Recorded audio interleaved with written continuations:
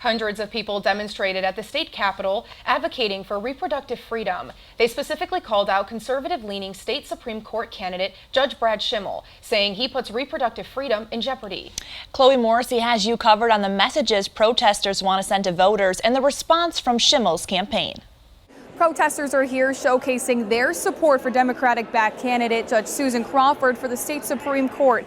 You can see all of the sticky notes that protesters put around the Capitol outlining their reasoning for why they wanted to be a part of today's rally, such as this one that reads, "For my daughter and all young girls." Hundreds of people rallied on the Capitol steps and a number of speakers addressed the crowd, ranging from state leaders, healthcare providers, and advocates. They all agree on the same thing, saying it's a pivotal time in Wisconsin for reproductive freedom. Protesters believe Republican-backed candidate Judge Brad Schimmel is extreme in his views. In turn, protesters rallied on the message, "We won't go back." This is in response to the belief Schimmel supports Wisconsin's 1849 law that's been interpreted as an abortion ban, a frequent attack used by Crawford's campaign. This race will decide whether the Wisconsin Supreme Court will continue to have a liberal-leaning majority.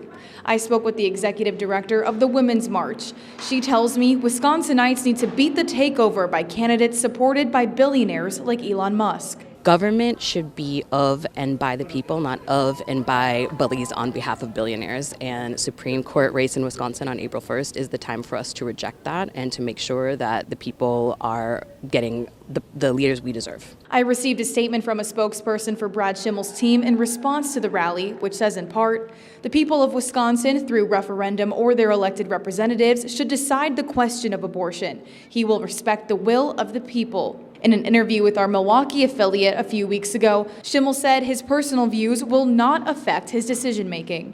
Voters will decide between Crawford and Schimmel for state Supreme Court justice in the spring general election April 1st. Reporting in Madison, I'm Chloe Morrissey.